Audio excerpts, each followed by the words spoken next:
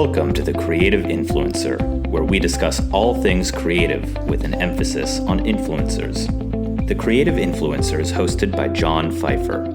John is an entertainment attorney in Santa Monica, California, who represents influencers and other creatives.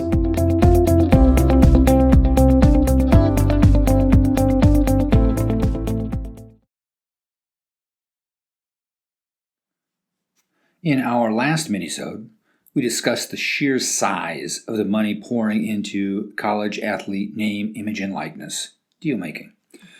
The big question now for the entire college sports industry is whether and when there will be some form of overarching regulation, either by the NCAA or by Congress.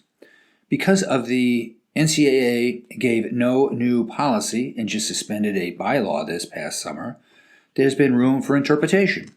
And, as we've discussed in previous minisodes, there is a patchwork of rules and regulations at the state level. The legal gray areas created by the NCAA's decision mean that many large players in sports marketing are still cautiously waiting on the sidelines. The thinking is that in the midst of so much uncertainty, they don't want to do any deals yet because they do not want to create any precedent for the terms of those deals in the future. Instead, they're willing to sit out the first year or so and let others take the bruises and lessons learned.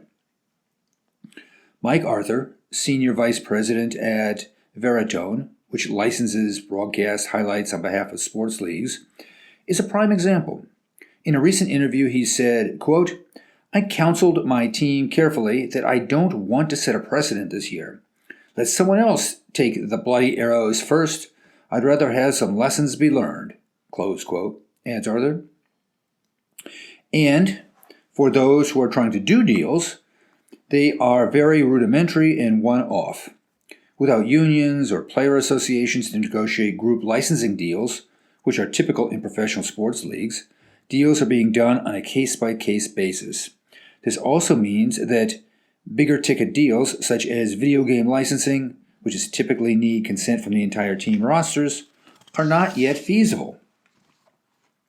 For years, the NCAA has asked for federal legislation on college sports. In the last 7 years, they have spent $500,000 a year on lobbying D.C. Originally, the aim of this lobbying was to get an exemption from antitrust regulation to maintain the NCAA's authority as a governing body.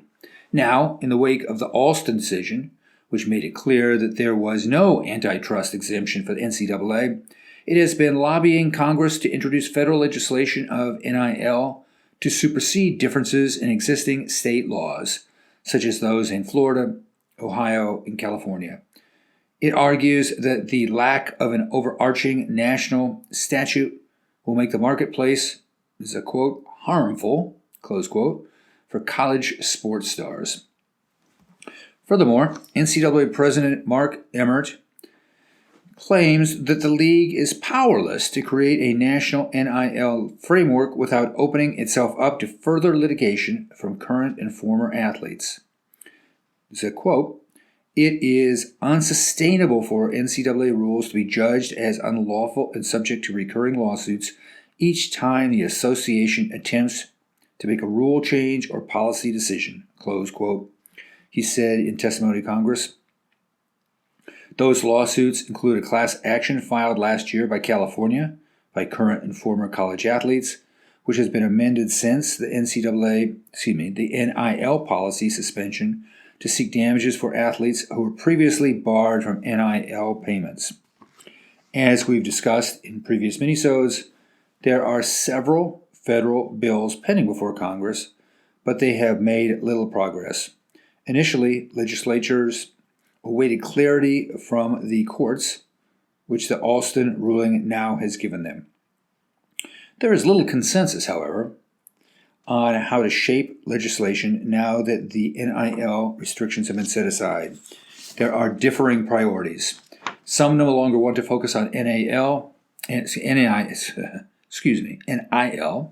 instead want to legislate health and safety rules for college sports and guarantee benefits such as a medical trust fund for health care after graduation.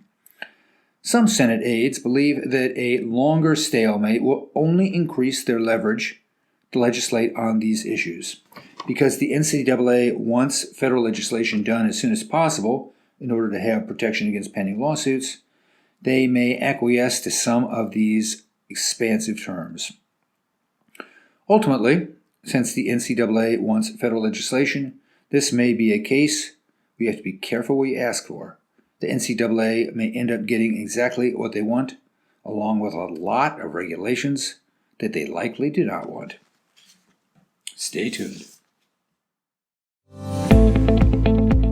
That's it for this time. If you enjoyed our podcast, please write a review on iTunes and tell your friends to subscribe. If you have any questions about influencers or suggestions for future episodes, email them to John at Pfeiffer@pfeifferlaw.com. Thank you for listening.